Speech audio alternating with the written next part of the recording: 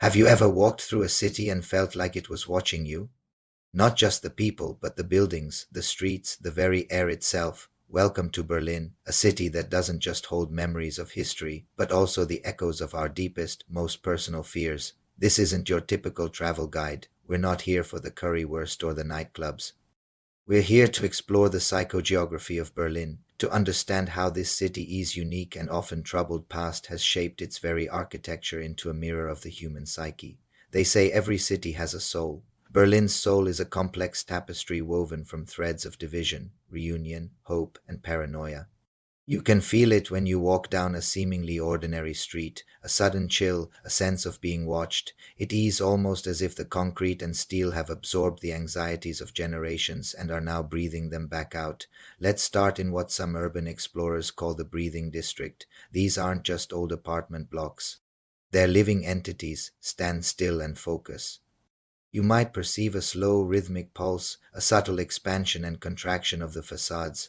Local legends say these buildings inhale the worries of their inhabitants at night and exhale a strange, calming silence by morning. It's a place where shared anxieties become a collective, silent hum, a form of communal therapy written in stone and mortar. Now we move deeper into the city's psyche, to a place known only as the Echo District. The acoustics here are unsettling. It's not just that your footsteps bounce off the towering, shadowed walls, it's that sometimes the echoes don't quite match. You take one step, but you hear two. You whisper a word, and a different one seems to whisper back from the labyrinthine alleys. It's said this district preys on your insecurities. If you fear being followed, the echoes will sound like footsteps behind you. If you fear loneliness, your voice will return to you fragmented and distant, a ghost of its own sound. But perhaps the most chilling landmark is the Mirror Tower. This isn't your average glass skyscraper. Its surface is a distorted, ever-shifting mosaic of reflections. It doesn't just show you your image. It shows you your potential, the person you could have been, the person you're terrified of becoming. As you look up, the panes of glass seem to glitch and fracture, showing you 1,000 different versions of yourself, each one a manifestation of a choice not taken, a path abandoned. It's a monument to self-doubt, forcing you to confront the ghosts of your own ambition and regret. And then there's the fear market. This isn't a place you'll find on any map. It appears and disappears, a fleeting bazaar in the city's forgotten corners. Here, vendors don't trade in goods. They trade in anxieties. Small, intricately carved boxes are said to contain a person's fear of heights. Murky liquids in vials promise to hold the essence of social anxiety. It's a marketplace of vulnerabilities where people come not to buy, but to see their own fears objectified, to understand that they are not alone in what haunts them. It's a strange, flickering spectacle of collective dread and a bizarre form of connection. We continue our journey to the Bridge of Unsaid Things. Spanning a quiet, dark canal, this bridge has a peculiar quality.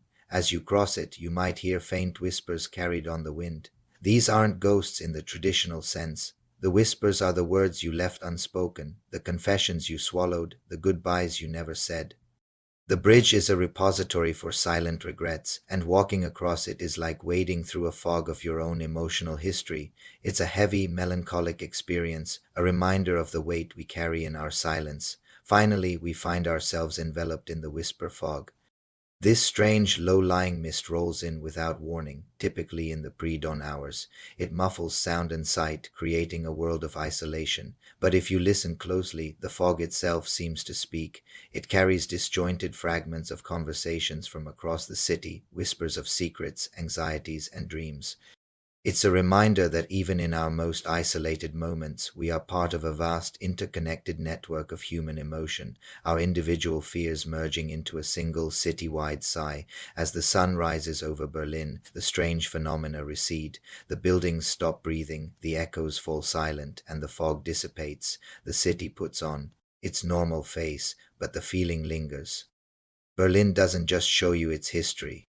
It shows you yourself. It's a city that remembers your fears, not to haunt you, but to remind you that fear is a shared human experience, a common thread that connects us all. It teaches us that acknowledging our fears is the first step to overcoming them, and that even in the darkest of places, there is a profound and beautiful connection to be found. Thank you for joining me on this journey through the hidden corners of Berlin's soul.